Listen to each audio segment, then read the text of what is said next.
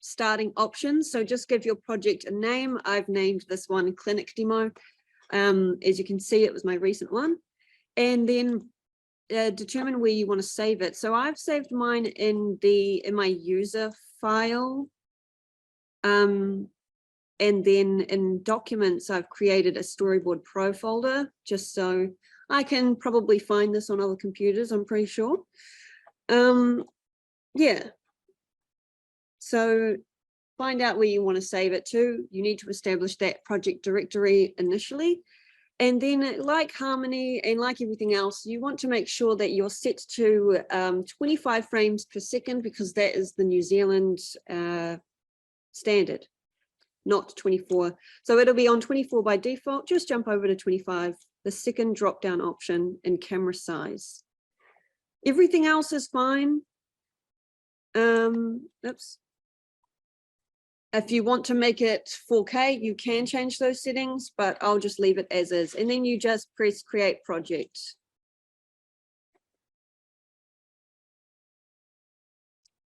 Right, when you open up Photoshop, when you open up StoryBoard Pro, you will have a blank canvas. You'll probably won't have this border.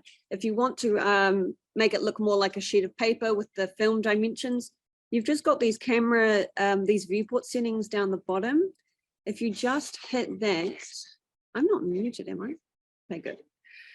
If you just hit this little border button, it will hide that for you. I toggle this on and off throughout, depending on what I'm drawing. So just be aware that it's down there. So let's talk about the layout. When you've probably just opened StoryBoard Pro for the first time, it's most likely you are in the drawing workspace format and you won't see the timeline that I currently see. You can use any of these viewport settings. I personally use the first two, so drawing workspace and timeline workspace. Most of the time when I'm planning or thumbnailing, I'll be in the first one because you're just seeing it at face value. With the timeline, that's when you're starting to get into a little bit more editing. You can add your soundtracks if you have them, which is an audio track down here. And it just lets you drag and determine the length of each frame. So I've just made this 1,000,000 seconds long, but by default, they should come in, I think, at 1 second. So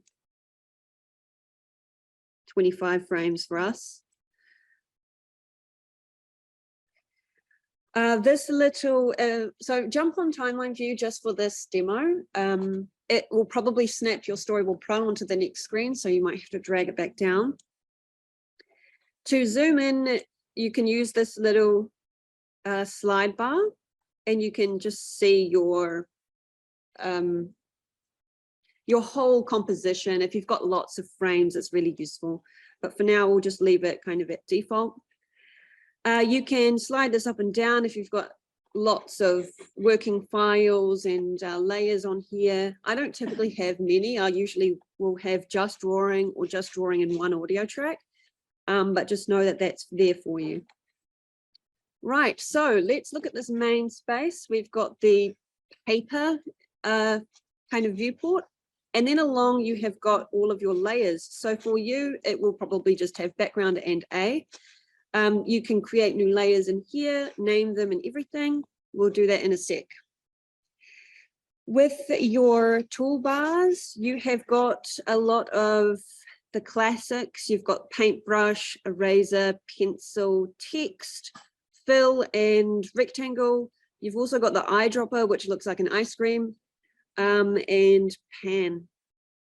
You've also got some more advanced stuff. When we start to get into camera moves and keying, that's when all of these blue buttons come in. We won't get to those till the end of this demo, but just know that these are the drawing ones I want you to focus on.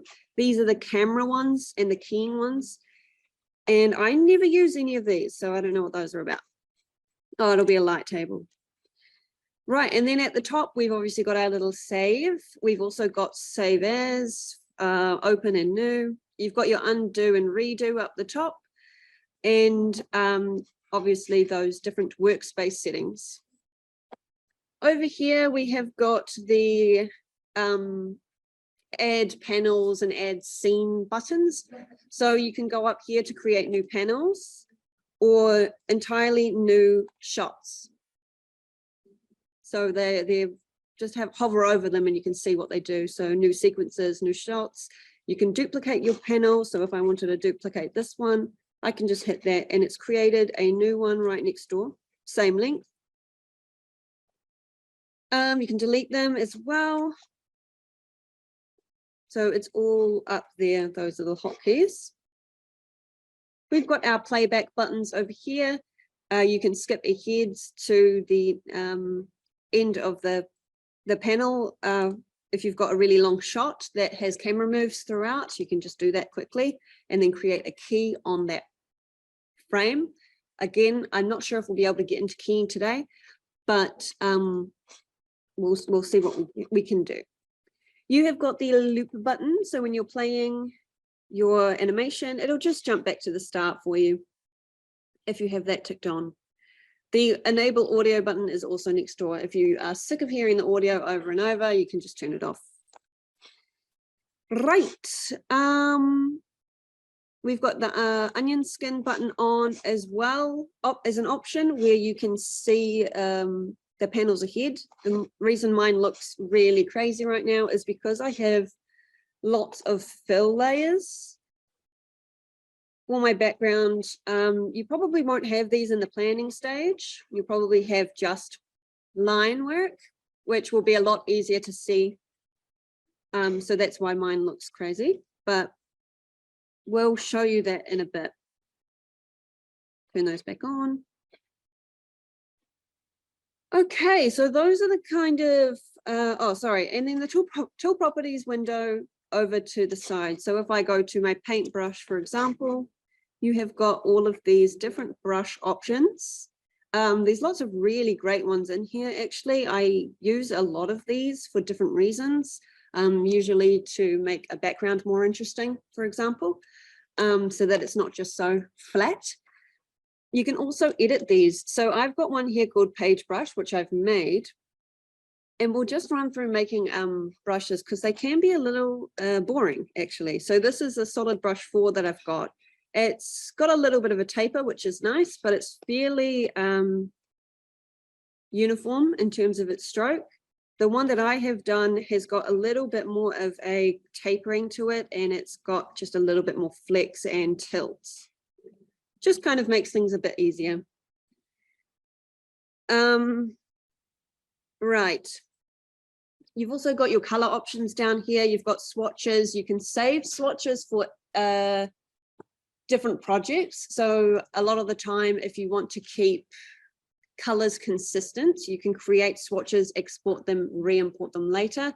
So when I work on different shows, I'll set up certain colors for certain characters, and that way the directors can easily recognize who's who.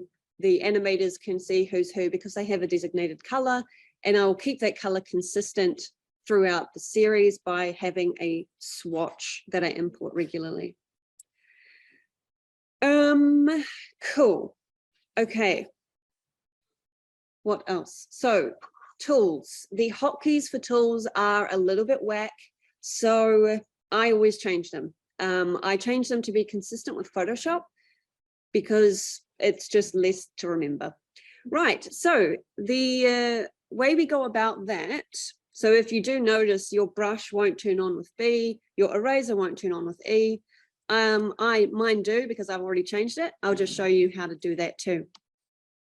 So under StoryBoard Pro, we have got the preferences and the keyboard shortcuts. This is where those are located. Those of you who were in the animation class yesterday, the reason why we couldn't find preferences is because it's not under edit on these computers, it's under the label. It's a Mac thing, I don't know, it's a Mac thing. Okay, so we want keyboard shortcuts. So under here, we've got a couple things that I just want to point out. I don't want to make this too complicated. We've got drawing tools and we've got layer. So under drawing tools, Here's brush. Yours will probably say what the default is, which is control maybe. But I changed mine to just B because it's easier. So just press clear, hit the keyboard button B, and that's it. Eraser, clear, hit E, that's it. The other ones I do are eyedropper tool. So that one is just called dropper tool. I changed that one to I because that's what it is in Photoshop.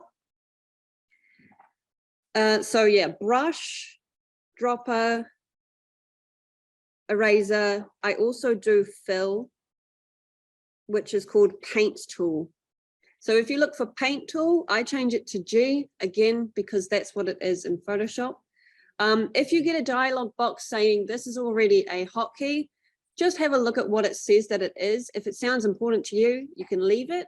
A lot of the time, these ones aren't on anything too important. What's the other one I do? Flipping. So for flipping horizontal, which is really helpful to just do that regularly to check how accurate your characters are looking, I changed that one to H. You don't have to do vertical because you won't often have to do vertical flipping. Yeah, I usually will just do horizontal, change it to H. And yes, so those are those main ones. When you're drawing, that's pretty much all you're going to be using. So I drop a tool, paint bucket, brush, eraser, and flip. The other one I want to point out, which is really powerful, is an under layer. So it's called Generate Auto Matte. What the Generate Auto Matte button does, or function does, is it creates a fill for a character or anything that you've drawn. It creates a fill for your drawing, essentially. It's really helpful, makes things really quick instead of you having to draw in a fill behind. So I set that one to Command M, or whatever the equivalent is on a PC, because I use it very often, and I think M was already taken by something, so that's why. All right, so those are the couple of things I want you to swap if you feel like it, and just press OK. Sweet, sweet, sweet. So StoryBoard Pro is pretty simple. It looks like a lot, but it's really, there's not too much going on, and you don't have to use everything. A lot of the time I don't use camera moves because clients prefer to edit themselves. So you'll have to provide the whole drawing in the frame. So maybe you have a little action happening down here with some of your characters, and you intend to frame it like this, but they want to do a great big pan down from the sun. Instead of doing that pan yourself, what I typically do is I will draw the sun and people in the shots, and then I will provide that to the client, and they will control the pace and everything. You can do it yourself. I have a few times. I hate it because it's just janky. So typically, yeah, a client will do it for you, but if you're doing a personal project, you'll have to do it yourself. We'll get into the camera stuff later. Okay, so as you've probably just seen, I'm just using the paintbrush and drawing straight on my layer A, and it's creating vectors. So by default, your background layer and your A layer will be a vector layer, which means if you hold if you hold Command, you'll get that lasso. Hold it down and it changes to a lasso. You can just kind of grab independent strokes or vector shapes, and they are a complete shape. They are very manipulatable. If I use the eraser and I just break that up, I now have two actually. So it's really great. Vector layers are fantastic for character work or work that will be affected during a shot, like a prop that is being interacted with. Like if a character is throwing a frisbee, I'll draw that in vector. The other option for a layer is bitmap. So you have vector or bitmap, it's just those two. Bitmap is quite different, and I'll show you. So the way to get a new layer is down at the bottom of our little layer section, you've got a little plus with some shapes, that's vector. You've got a little plus with a scenery picture, that's bitmap. So that's a new vector right there. This is a new bitmap, and I'll show you the difference. So if I erase in my B layer, which was that vector layer, you can see I can move everything independently, and it's quite helpful. With bitmap, if I erase right now, it's still just one shape because it's too complicated. There's a lot more pixels involved. It doesn't break it down, whereas vector is a lot sharper and it doesn't involve as many half pixels, so it's less to compute. Bitmap is, yeah, kind of more delegated for shading and backgrounds and things that probably won't be changing at all in your scene. So just be aware of that difference. They have different uses, and bitmap is actually really wonderful because you have all these different brushes that you can use. So let's have a little experiment with those. To delete any layers, there's just a little rubbish bin icon at the bottom. So you can just click those. All right, I'm going to make a bitmap layer, and I'll just show you in brush what nice options we have. So we have the soft shading, obviously you saw me use just before. If you make it really large with this maximum size over here, up the top of the tool properties, you can get some really nice gradients that you can control and paint in.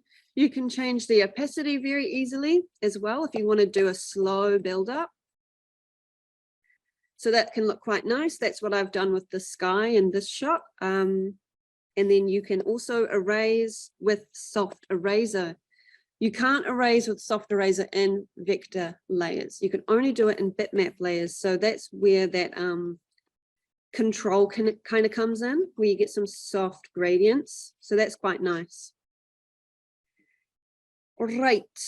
So you've also got things like the airbrush button, brush, which I think you actually also have as an option in vector, but it will be slightly sharper. What else do you have? A lot of these might be fairly similar in the other ones, but you've got some cool textures in bitmap that you don't necessarily have in vector. Cool, so you can change your colors of your brushes to be any kind of color if you mess with these color wheel things, so you can change it up. I typically will work in grayscale because storyboarding you don't want it to be too permanent. You don't want to do too much of the narrative storytelling. You want to really just represent shots, acting and performance. It's not so much about the mood. That's where other people come in for that part. If you wanted to, you totally can. But it's just more work for you to do, and it's sometimes just not quite necessary.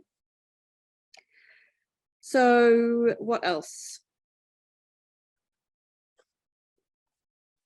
Right, let's just make a little drawing, I think will be a good idea. So what I typically like to do is start by adding a grid. So I'm going to create a new vector layer, and I'm going to double click on it, and it's going to bring up the change layer name box. I'm going to call it grid. And this can be where I plant my, or plot out what kind of angle I'm going for. If any of these lines aren't quite to your liking, you can hold Command and change them. Another really useful thing when you're making your grids is the shift. Holding shift, you're going to get nice straight lines. So that's what I use often. Lovely. Right, so we've got a grid. It's pretty in your face. It's really strong. So I'm going to turn down my layer opacity to be pretty small. Again, in this layer area, you've got the opacity toggle. I'm going to just drag it all the way down to practically nothing, maybe 5. I don't want it to be too intrusive, but I definitely want to make it obvious to whoever I'm going to pass this storyboarding off to that this is the ground plane and this is the perspective. So any environmental assets can be plotted in relation to this shot. Cool. So let's add a little character.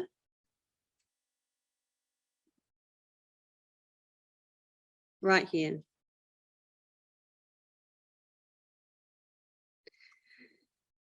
What I want to do is have this character be even more obvious on my paper. So I'm going to create that automat that I mentioned earlier. So I set my hotkey for automat to be Command plus M.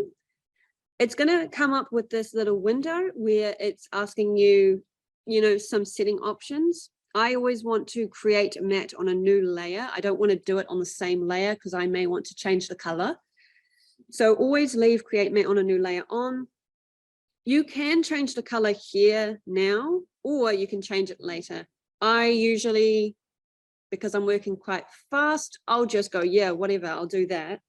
And then if you go down to your new layer, which has been named for you a mat, you can grab your shape and while holding Command still, you can go over and just change the color. So I'm still holding Command as I do this. So you can make them just more visible. You can clean up these sides a little bit if you want to, or you can just change another setting in that A mat. So let's do that. I'm going to delete my A mat, Command M again, and I'm going to change my radius. I'm going to change it to 100. And you see how there's like more kind of hugging of my lines. So you could even go down a little bit further, maybe 50. But just know that when you're storyboarding, you're going to have shorthand. So you're going to have lots of gaps. I just want to show you what happens when I do 50. Now it's registering that this gap here is so slight that that's empty. So it depends on what kind of finish you want to have. Obviously, my hair now looks great, but I don't think that the match necessarily looks great. So I typically leave it at 100 and I don't really care about these little rough edges. If I really wanted to, I can go and erase, oops, wrong layer. I can erase that and make it look a little bit neater. But typically you're working so fast that it doesn't matter. Maybe get rid of the arms. Cool. All right. So one thing I want to show you is blur. So let's add another character to our scene. I'm going to go back to brush. I'm going to make a new, I'm going to choose black for a nice fill. And I'm going to increase my size. And I'm going to add another person here.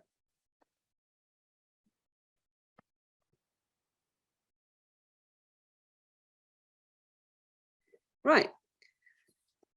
What I want to do is play up with my rule of thirds. You can turn on your rule of thirds guide right in your view options next to that little border button. I can turn that on just so I can have a real obvious guide for that. And now I'm realizing I want my character to be moved over a little bit. He's not quite on the third line that I want him to be on. So if I shift click and select both of my layers and then command to bring up that lasso, hold it down. I'm just going to create a little circle around them and move them over. And I want them to be in this side. So vectors are really malleable. They're super handy. Yeah, they're great. StoryBoard Pro is great. I love it. Right, so I want to create a fill on this other character. If I press Command M now and go OK, it's going to just be not what I want. And the reason is because if I turn off my border, there is no complete shape here for it to fill in. So typically I will fill that in, even though it's not visible, I'll just create a shape. And then when I do the matte, it can just be a quick cleanup. So I'll just create a little window there, wrong layer. Create a little window, grab that with the lasso and delete it. I'm going to change the color. So you can either do that lasso tool, or you can just go Command A. It's going to, obviously, same as Photoshop, it's going to grab everything on that layer and change my color now. I have to continue to hold down. Maybe I'll make this character slightly less dark so that it looks like there's a bit more distance between them. Right, now what I want to do is blur this front person to create a little bit more depth, just a little bit more realism, because they probably would be blurry with that camera angle. So what I'm going to do is either combine these layers by going merge, right click, merge selected layers, or you can just ignore that. Right, and then if you, so I've just shift clicked to grab both of these, and then right click. Down the bottom, you've got apply effect, and you've got blur, or you've got radial blur, or you've got directional blur. All three of those are really handy. For this one, I just need blur because they're not in motion. If they were in motion, I'd definitely choose directional blur, and I'll show you the difference in a second. So I'm just going to grab blur. I'm probably going to make my radius maybe 5. Preview that. Yeah, that looks all right. I think I might make it a little higher, maybe 10. Yeah, that's better. Press OK.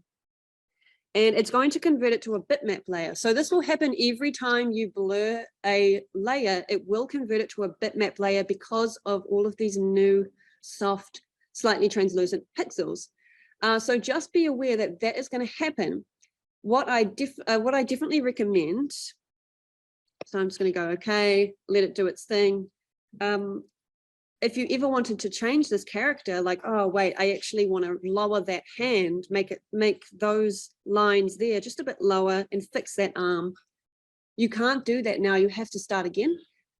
What I typically do, if we just go undo, is I will start by duplicating the selected layers. So it's just made little duplicates. I'll grab those and I'll group them. There's a little folder icon, folder plus. Let me just group those. I'm going to name them foreground character OG. Okay, close that, hide it. I know that I can always come back and change that. So now if I blur it, I don't need to see that message again. I know that if I ever need to change that, I can just delete those, go back to my original. But blurring is super helpful. Right. What other things do I want to show you? With planning out your shots, I recommend, having that rule of thirds option usually on most of the time. But I also want to point out the title safe barrier, and that is the, I guess it's probably more like this one. You don't really know what kind of TV this is going to be viewed on. Some people still around the world will have TVs that are a bit more square rather than rectangular. So keeping your actions slightly tighter in from the screen can just have a little bit more universal appeal and mean that things won't get cut off prematurely. And if they do get cut off a little bit, you'll still be able to see the main action or the main thing that the person's looking at. It's just something to be aware of when you plan shots, is not to do things like this where there may be just ever so much cut off, like that's kind of uncomfortable. Try not to do that. In this case, where we have that intentional cut off, we've done it in a way that it's not creating tangents. Oops, what have I just done? Redo. If I grab these and move this along to here, That's a lot more awkward. I don't like that. It's just weirdly cutting. You could also do it here, but then I have no idea what that is. It's just a shape. I have no idea that it's a person. So figuring out where exactly to place overlapping assets can be a little bit of a journey, but once you kind of get into it, it just starts to make sense. Like, I know that that's a person, but I can't see that that fist is clenched anymore. So yeah, just being aware of where to place things. Cool, it's blur. Right. What shall we do? Okay, I'm going to make my shot longer by dragging it out. I'm going to make it 4 seconds. If I jump over to the side here, the very first frame, or if I press the button up there to get to the first frame, I can go down to this blue section, which are our camera settings, camera options. So clicking on that is going to create this little border around your entire asset, your entire drawing, and you can key this. So I'm at the very start. If you add a little keyframe like that, it knows, okay, so this is where you want it to be here. If I go to the final frame and create another keyframe, it has created, I don't know if you can see that so clearly, but there's now a dark bar with 2 keyframes on either side. What I can do now is grab my asset, maybe hold shift and bring it to here. If I go to my other keyframe, I'm going to actually push it further out, maybe up. And now if I press play, you'll see that there's a little bit of a movement in there. So if you wanted to do a nice kind of parallax to really amp up the tension in the shot, you can very easily just key entire drawings. I just want to point out to you now that there's a little yellow running stick figure, which tells you there are keys applied to this layer. If you accidentally hit that button when you're drawing, it doesn't matter too much. It just means that it's applied a key in the blue thing. You can just turn it off again and be like, yeah, I didn't want anything on there, and just disable it. It's just a kind of a fail safe in case you suddenly see a drawing moving for some reason. Right.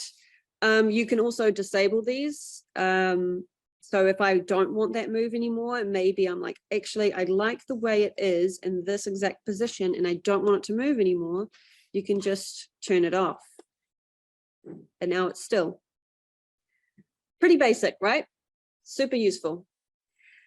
Okay, so when we start to get into maybe slightly more polished shots, so I wouldn't consider this a draft. I would consider this a more final shot that I'd submit to a client. And that reason is because you can't see these characters' faces, so it doesn't really need to be tidy or anything. But you can obviously see they are silhouetted against this skyline. I'll zoom in. And there's a foreground. It's darker. You can see that there's obviously a proximity difference. So the building and the people are close and the city is further away because it's doesn't have that kind of coloring and it's got thinner, quieter lines. Right. What I usually do to start is create a grid, like I said before. So let's just hide everything. You can lock layers as well. I always do it by accident because I'm trying to turn things off. Right, so I'll start with my grid and maybe I'll add a little suggestion of some sky. I've got the grid layer down quite low. And then I want to start plotting in a background. So I've just used that shift to drag out those lines, make them nice and crispy. And then the other ones I've just kind of eyeballed. I've turned down the color so they're a really soft gray, and I've also reduced the size of my brush so that they're they appear kind of smaller, thinner, more frail. So like they've got that atmospheric decay applied to them. This doesn't look super descriptive in itself. It's got a little bit of descriptors in it, but I think adding a little bit of tone can really help sell this to a client. So what I typically will do is add maybe a bitmap and a vector or combination, depending. So for the foregrounds, this is a vector because I just wanted to slap in a dark solid color. Actually, I'll just do this again. Right, so let's make a vector layer. What I like to do, because it's faster, instead of grabbing the shape tool, because it's not perfectly aligned with the angle that I've established with that building, I'll just use the brush. So I'll kind of, let me make my brush bigger so you can see. I'll use the brush, hold shift to line it up, draw a rough shape, hit G for paint, fill it in, and now I've got something very quickly that looks fine. I want to add a little bit of a gradient. Luckily for us, bitmap now finally, Vector finally has soft shading. A few years ago it didn't. So this is actually super cool. Change my color to be a bit lighter, make my brush a bit bigger, and add a kind of gradient to that. If I grab that brush stroke, that vector stroke with my lasso and move it up, you can see it is one stroke, and if I run the eraser through it, it's two. See you later. So it's really great that they've improved the vector layer so much. You start to not even really need bitmaps after a while, which is you know, not a big deal, but yeah, I'm just really stoked that they started doing it. For the background, you could do a bitmap layer because it's not so, maybe you don't need to move things around so much. So you could do, sorry, I'm an eraser, jump over to soft shading, make it maybe a bit bigger, maybe a bit any color, fill in your sky. And just remember, if I use a raise, it's not going to split it up. It's still the same thing. Let's lighten the sky a little bit, create a little bit of a softer fall off. Maybe some darker up the top, and it, that kind of thing. Turn my border back on so I can have a little look-see. Gonna jump over there with my soft eraser and maybe like reveal some of those clouds simply. Back in my bitmap layer, or sorry, back in my vector layer, or maybe I'll make a new one. I'm going to add a little bit of back wash to my buildings.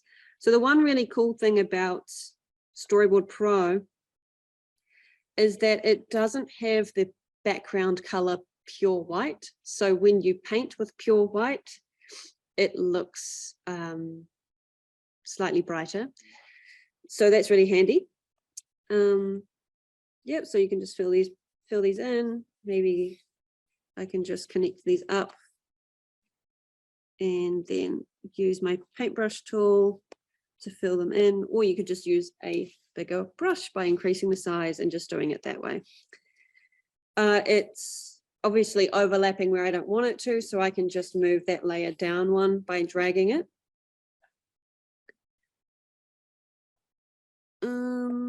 Oh, have they? No, okay, never mind. For a second I thought they added soft eraser, but they didn't.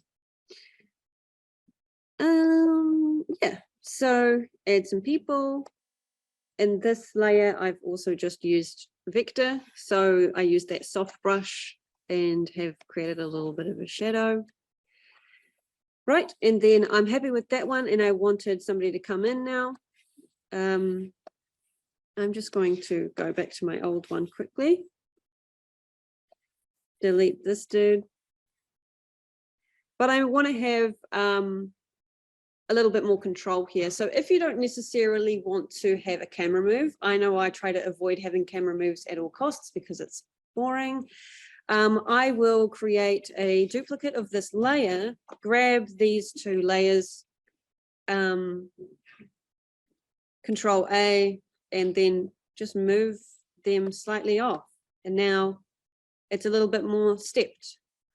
I prefer doing it this way because the people can edit the speed themselves. Yeah, that's just my personal preference.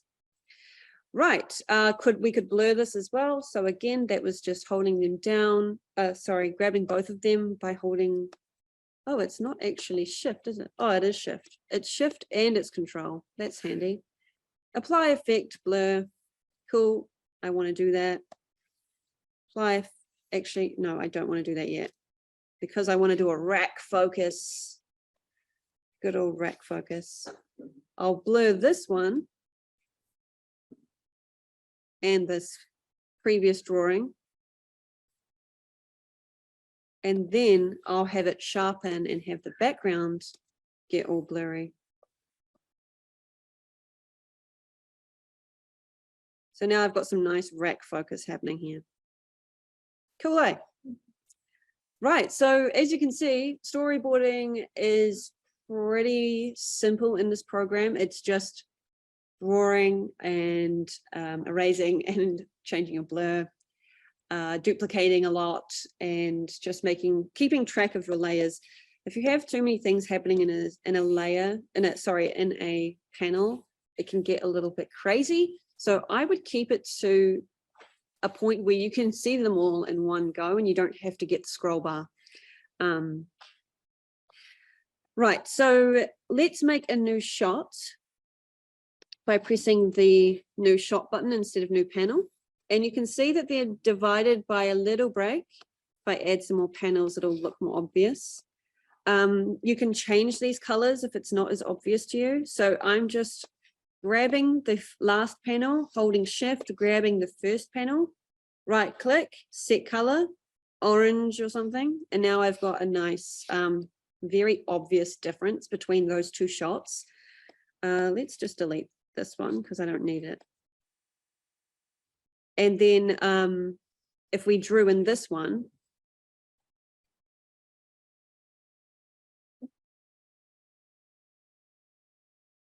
this is our kind of follow through shot. When I export these, I can, Storyboard knows these are two different shots. If I had just done this all continuously, it's a little bit, I don't know, it can be a little bit harder to break those things up. You can export shots independently, you can export scenes independently. Yeah. So I keep saying shots and scenes. There's different terminology for live action and animation. I never get it right because I can't be bothered, but I'll just point that out to you. So if we go up to Storyboard and go properties, wait a minute, not in there, sorry, it's in StoryBoard Pro preferences. If we just look in the general, we've got the terminology style. It's currently set to animation. You can also change it to live action. So if you just look in this one box alone, you can see the words are changing in some instances. For animation, we use sequences and scenes. So scenes are a single shot, sequences are a scene. It's a bit confusing. If we jump over to live action, you have got shots and you have got scenes. It's a little bit more intuitive because it's probably what you were told, shots and scenes, right? And then for animation, we use scenes and sequences. A bit dumb, I don't know why, but I never get it right. So I just wanted to point that out to you if I keep like jumping between my terminology. In this preferences box, actually, you can do some cool things, such as play around with your import and export settings. A lot of the time, maybe if you have timed your shots out, if you have created some camera moves, you'll want to have some of those extra little bits of detail to provide to a client, like, or yourself. like the timing stamps, burn-ins. So this is shot 5, panel 3, and then a client might be able to provide feedback to you being like, hey, shot 5, panel 3, can you actually change it so that the character's on the other side?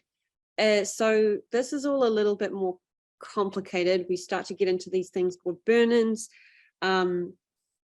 Yeah, that can be a little bit complex, but essentially, if you ever need to do that, ask me and I'll break it down for you. It's a bit much to do in the last 10 minutes, but just know that that is a thing. And I'll just show you as an example of what I mean.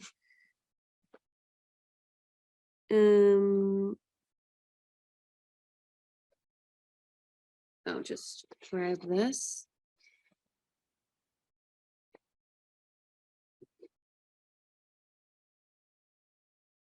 Any last words? So you can see here, this is shot 8, panel 91, panel 92. It's just a way for a client to see and provide notes exactly, not just for you, but also to an editor, to a previs artist. It goes all the way down the line. So that is a really handy thing to add in.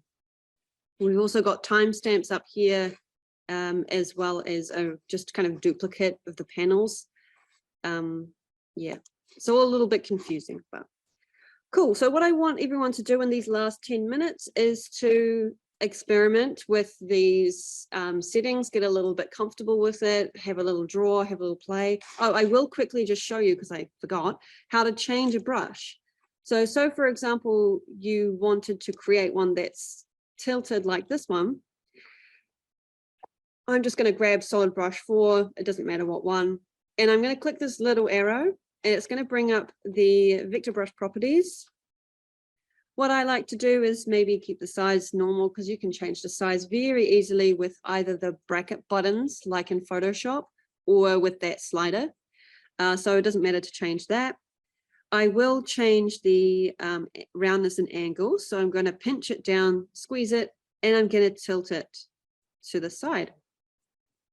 You can increase that pen tilt sensitivity if you want to. It will potentially make your computer lag if you have it super high, but just know that you can. Smoothing, I typically like to do a slightly higher smooth in case you're doing a real wibbly wobbly line. It'll just make it a little more smooth. You can adjust the transparency if you want. Oh wait, no, you can't for bitmap. Sorry, for vector. Yeah, these are pretty much all you can do for these ones. I don't think for vector you can use texture, but you can definitely change your tip and the tilt. So what you can do now is either update the brush that you're on by clicking, there's a little green recycling symbol with that pencil, or you can press the plus and it's going to create a new brush and you can name it new brush. Okay. And it's just there. So the only thing is that sometimes this will disappear. I don't know why. So yeah, it shouldn't, because your local computer will save your preferences, but potentially if you jump from computer to computer, it won't. Oh yeah, it definitely doesn't. No, it definitely doesn't. Okay. One other thing I definitely want to point out to you, and I don't think this is something that StoryBoard Pro has fixed yet, is moving your folder to a new location. Always, always, always, always zip your project folder and then move the zipped folder. Otherwise, you will lose a lot of drawings, and it's incredibly life ruining when you have a deadline and that happens to you. So I just want to emphasize, zip your project folder if you plan on moving it to a new location. Then you will have a good time. Then obviously unzip it and work from there.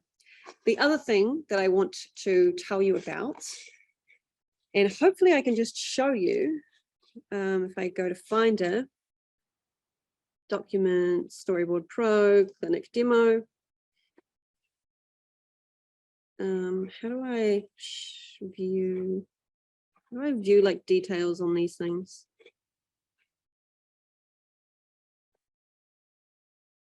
Is it this? Okay, cool. Yeah, this is what I want to show you. So this is my current working file. So this is everything that StoryBoard Pro has made under that initial name we gave our project. So frames is like where you have your frames, your palette library, which I told you before, you can save them in there. I want to point out this specific file here called .lock. It's the same with Harmony. It's also the same with like InDesign and a lot of Adobe products. A lock file means that if you try to open this file in another destination, you can't, it will error out, it will corrupt your file because you already have a lock file established. So when you close StoryBoard Pro, let's do that right now, your lock file will vanish. It sometimes will have a bit of a delay, so maybe give it a couple of seconds, make sure that lock file is gone before you try and reopen your file. If it's still there, you may run the risk of corrupting it. Yeah, just wanted to point that out. Right. So for exporting, I'll just show you an example. This is something that's been exported from StoryBoard Pro. It has got the name of the file. It's got the shot and panel number. It's got the actual image of what's taking place. And it will have the dialogue that I added or the action notes that I added, although I don't think I added action notes in this episode. Yeah, so to get a PDF like this, you can go File, Export PDF, and there are many different kind of settings. I typically do a custom made one. So the one that I just showed you was a custom, which I think I just don't even remember. I set it up so long ago, but it might have been like playing around with a Japanese format or something. I can't remember, but these PDFs are super handy, these presets, so you can kind of pick which one you prefer. They kind of have a little preview. So this will be your picture. This will be your information like dialogue or action notes. This will be the same thing, except the little one will be your picture. This little one will be your picture. These will all be pictures with no notes. And these will be pictures with notes. Yeah, so you can export things as a PDF and you can decide what you want to export. So you could do a single scene, or you could do multiple scenes and exclude others. If you want to export it as a video, you can go export movie, and you can do a PNG sequence or a MOV. I'll typically do a MOV. Again, you can choose what you want to do. This is where you can add those burn-ins or captions if you've got captions, but I don't typically. So yeah, all of those are in the standard location, file, export, blah, blah, blah. If you were asked by a client to provide a different file so that they can import your StoryBoard profile on their computer and still have all of your timing information, you would go confirmation, export project. You won't need to do this, so you probably don't need to know that. But just so you know, you can do that. You can also export as export to Harmony. I have only done that a few times, so I can't remember how to do it because it was so long ago, but you can. You can also export as a GIF, but I can't remember how. If you go export bitmap, this is the one I typically will go to, export bitmap, and it means that you're going to export as a whole bunch of still images like a JPEG or a PNG. So this is set to a JPEG, or you can do PNG if you've got some transparent elements. Yeah, so you can do it that way as well. It just means that be aware that you'll probably export potentially hundreds of pictures. So that is typically what a client will ask for, is whole bunch of images with a specific file pattern that they will provide you with. So they'll be like, I want it to be named this. So when I import it, it'll always be this. And if that ever happens to you and you're not sure how to name it, just ask me and I'll help. Right. Yep, so those are all in that normal place. So export bitmap or export movie or export PDF. Sweet. That is it now. Cool.